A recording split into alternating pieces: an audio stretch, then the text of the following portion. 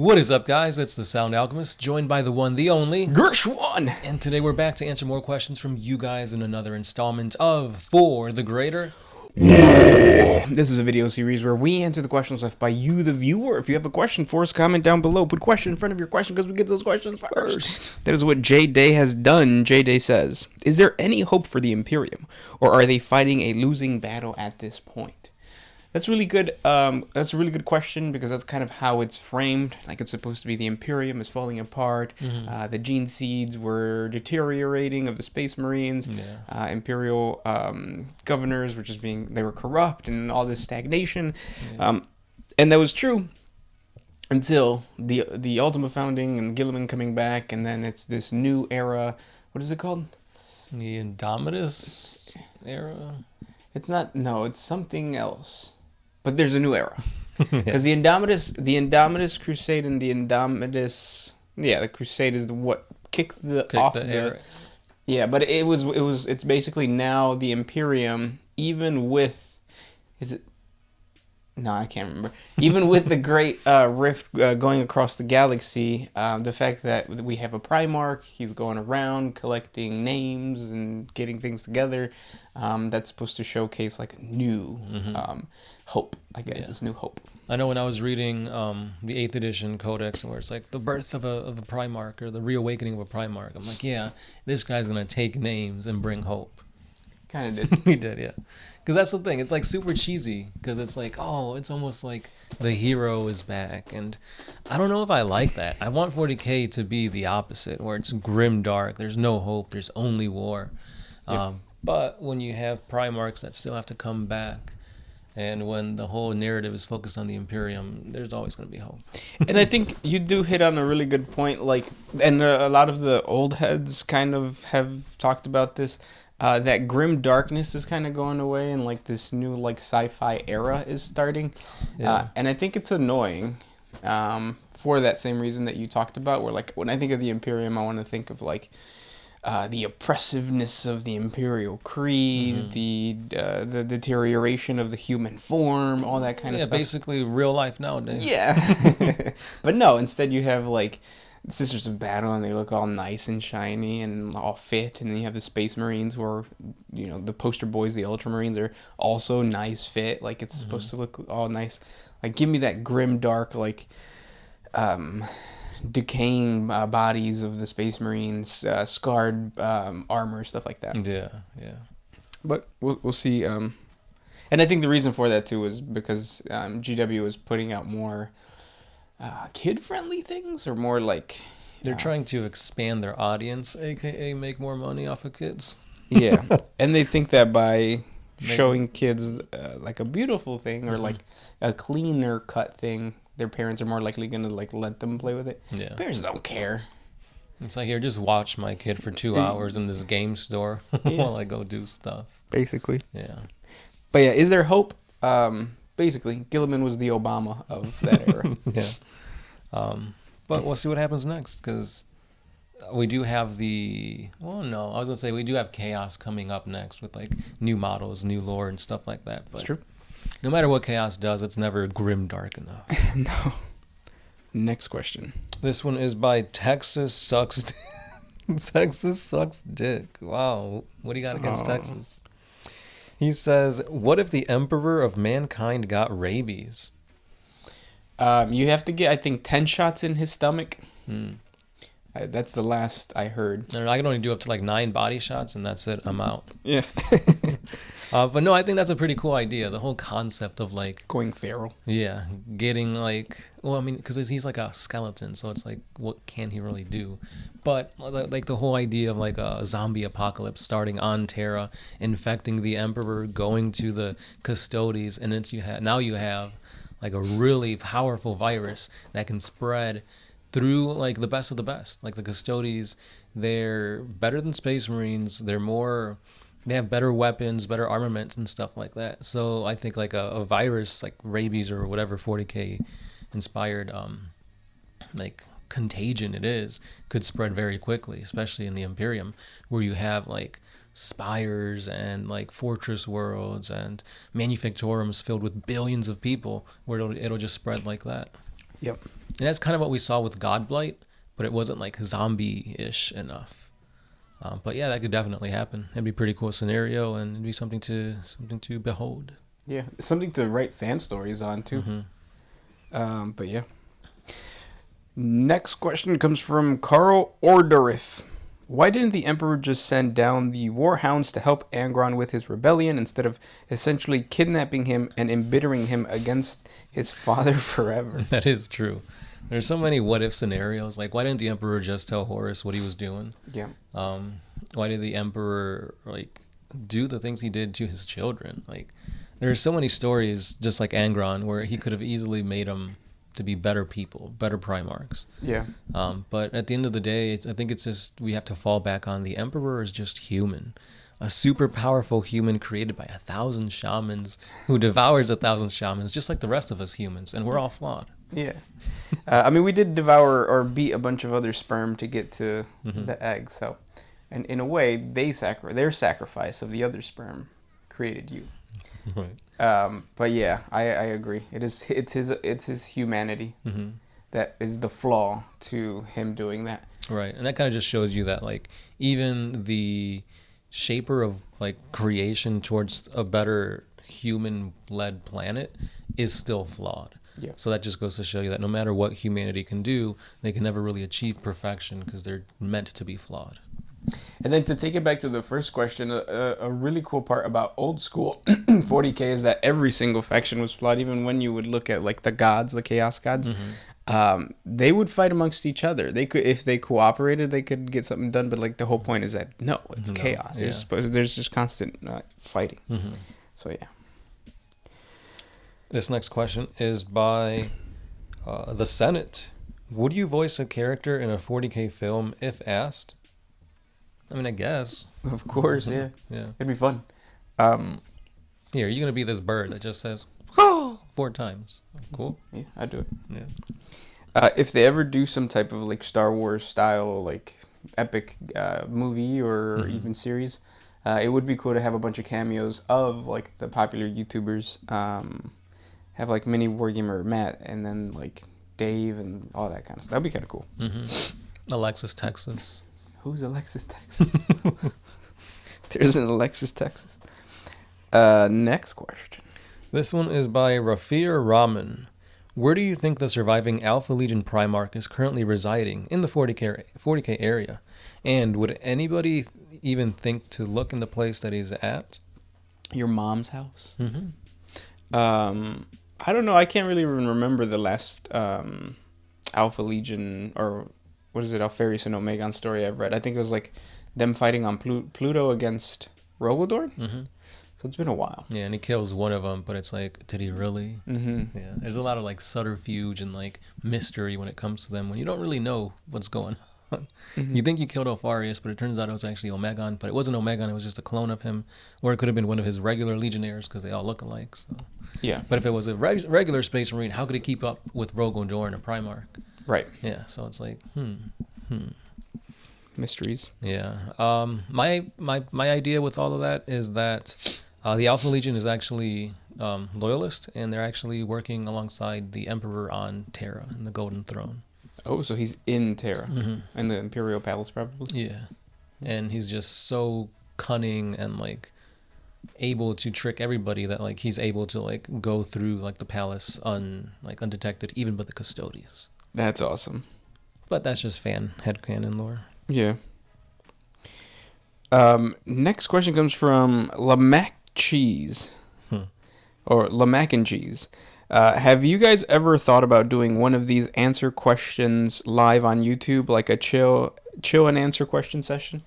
Yeah, we thought about it, but I can't really tell you why we haven't done it. Yeah. We've talked about this for a few years now, right? Yeah. Yeah. But I think trying to figure out a time where like we can get the most questions and like get together. And I don't know. When it comes to doing things live, I don't know. It just seems kind of like, well, Yeah, we'll get like one question and we'll wait 30 minutes and the next question will come up. And I guess we could have like a preset just like we have now. But that's kind of what we're doing now. Yeah, it's the exact same thing. Yeah. Like there's very little, like the interaction that you guys are giving us now is the same thing that would be on the chat. So. Right. Just instant instead of waiting 5 days or so. Yeah. And then if we would get a bunch of questions, it's also the same thing because then it's like you're not getting your question answered. Next question. Savio Revello says, if the Dark Angel secret of the Fallen came out in the 40K universe, what do you think would happen to them? Would they be completely exterminated? Would they fight back and kill other Space Marines and Imperial forces sent to destroy them? Would the Dark Angel successor chapters also be ordered to be exterminated as well? If not, would they defend the OG Dark Angels? So they would defend the OG Dark Angels, but the scenario that I have in my head of like how this would go down is that if they found out, the Imperium would not like attack the Dark Angels necessarily, but they would try to put restrictions on them, basically watching them now, because like, you know, it's been 10,000 years since the betrayal, so it's like, let's just keep an eye on them. Yeah. And they won't, and the, what are they called? The Unforgiven chapters wouldn't like that, because they would also get censured. And then that would create like tension, civil war, and it would be the same as when the Grey Knights and the Inquisition fought against the Space Wolves. And that battle turned out to be like the Space Wolves beating the ass out of the Imperial forces, and the Imperial forces being like, all right, we'll back off. Yeah, definitely. Or it could even evolve into a whole nother Bad Ab War scenario. Yeah. Yeah, because there's so many successor chapters for the Dark Angels. Yeah. Not just that, but they have very different like chapter organization with the wings, like the Death Wing, the Raven Wing, that kind of stuff. Yeah. And not just that too, but like historically speaking, they were the first Space Marines, the first Legion. They fought alongside the Thunder Warriors for a little bit. So it's something similar to kind of what happened with the Blood Angels when Sanguinius was trying to keep the Red Thirst hidden from like the Primarchs and the Emperor, because he knew if this, you know, got out, the same thing would happen as what happened with the 11th and the 2nd Legion Primarchs and their chapters, where they could be exterminatus. Yeah. Or not exterminatus, the Edict of Obliteration. Yeah. Yeah. So, yeah, they definitely should keep it secret, because something like that definitely would have repercussions. Next question comes from Justice777. Which chapter master would have the biggest problem with their Primarch returning? I think successor chapters usually have, or I guess would have the most challenge, because they're not adopting the doctrines or like the way of living that's identical to their Primarch. They have their own little side thing, usually because of where they recruit from. So I think the successor chapters of most chapters would have problems, or chapter masters of successor chapters. Right. I'm trying to think of like a specific example, but like I can't really think of anything besides maybe the Carcharodons. Yeah. So in situations like that, so it's like the Mantis Warriors, the Carcharodons, ones that really like, or what are the other ones? The Black Dragons, ones that really deviated from their original stock, supposedly. Yeah. Because like, aren't the Black Dragons supposed Salamander? To be? Yeah, and like they're not very salamander like. So I think that would be it. Or what's the other one too? The Moloch. Oh, the Asterian Moloch. Yeah, the Minotaurs. Yeah, the Minotaurs. Like the Minotaurs are supposed to be Ultramarines, right? I believe so. And it's like, well, Gilliman's here, but do you think the chapter master would like just giving control or like being submissive to Gilliman? No, probably not. Yeah, because right now, rumor has it that they're being submissive to certain High Lords. Right, so it's like a complete like political thing behind the scenes. Yep. So, next question.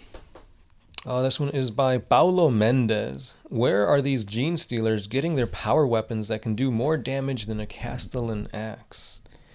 Yeah, so that's the meme. Yeah. That's the meme I've been seeing a lot. These weapons are meant to forge the minds of certain worlds. Obviously, they have to go through like rock and minerals and other material that is super tough, dense, and durable. So, of course, their mining weapons have to shoot out like tough lasers, super powerful drills. And that's why their weapons are that powerful. Yep. Castellan weapons, or like the weapons that you see being wielded by the Adeptus Custodes, are indeed mastercrafted, super balanced weapons, weapons of high caliber. But they're meant to be weapons. They're meant to go through armor. They're meant to go through sometimes invulnerable saves and stuff like that. Force have a fields. balance too. Yeah. Of like speed, strength, durability. Whereas these, what are they called? Like the mining equipment. Yeah, it's mining equipment. All you care about is destruction. Yeah, it's super heavy. You see them like slunched over, using all their arms to carry it. Yeah. It is not like if these two go head to head, there's no way they're taken out of custody like lore wise, because it's unwieldy to use. They're gonna be slowed down. Yep. Yeah. Yeah. But yeah, on the tabletop, they're pretty strong. Next question. I got one from Paul Dorian. What happened to Corvus Corax's original 500 Raptors? Se chingaron? Yeah, they're dead. Probably, yeah. Because it's been such a long time, and didn't some of them mutate too? Yeah, but I also thought that they broke off, or some of them broke off to become chapter masters of like the Red Talons. Oh, okay. Wasn't that the thing? I can't remember. Yeah, I'm not too sure about that, but that sounds plausible. Next question comes from 1011. Is grandfather Nurgul in love with Isha, and who do the other Chaos Gods love? Not in love as in like romantic love, but he likes the fact that she can heal things. So like he'll give her a disease that's really, really bad, and then her natural abilities just heal that thing. But by doing that, he's perfecting a more contagious disease. So there's that. Yeah, and he does get enjoyment by seeing her squirm and like how the effects of his new concoctions affect her. So it's like, oh, if it's doing this much to a goddess, imagine what it'll do to the mortals. Yeah. Yeah, so that's probably like where he gets love and enjoyment out of it. Yeah. But he does think she thick though. Yeah. Even though she's an Eldar, so she's probably like Slim thick, which isn't really thick. It's like we want a Doja Cat thick. Anyways. Lethargic Goblin says, could you guys gush over the Emperor more, please? And also, do you think one of the grimdark twists for the Biggie is that he'll ultimately lose his humanity? Yeah. I think losing his humanity is a big one because he's becoming a god. So then it's like a chaos god. Yeah. So I think that's going to be a big thing in the future. When that will come, who knows?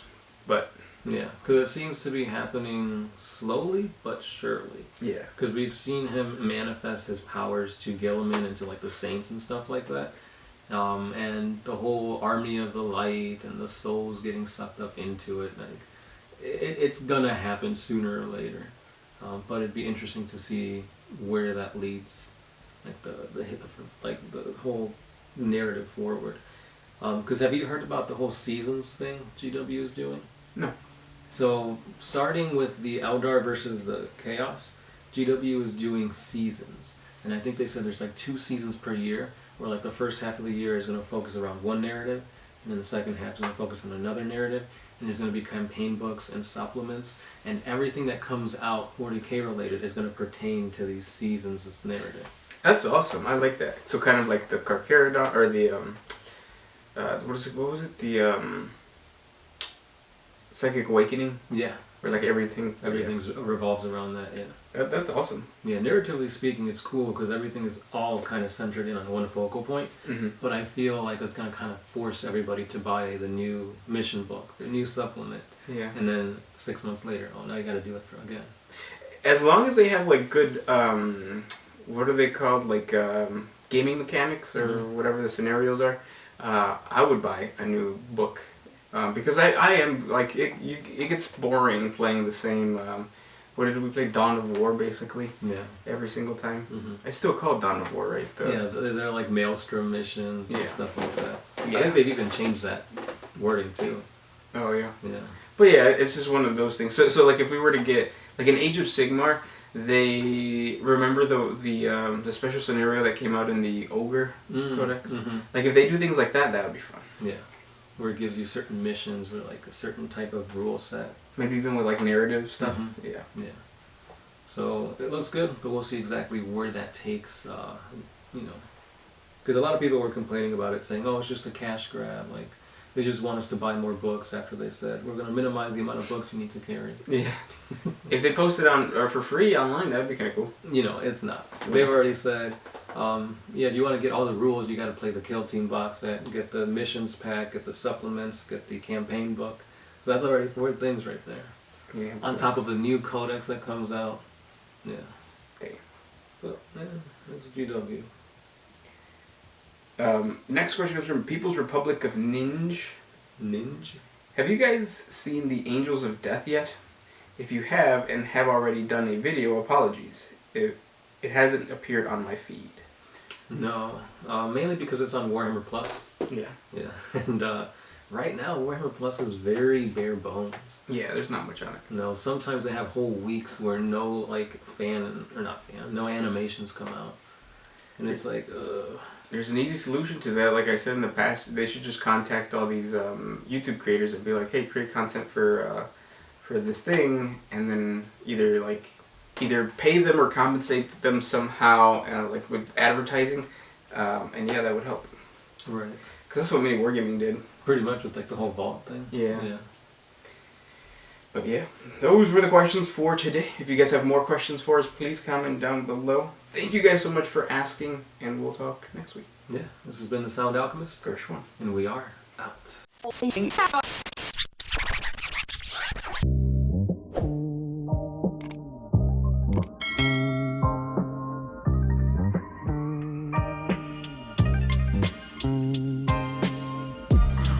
I did the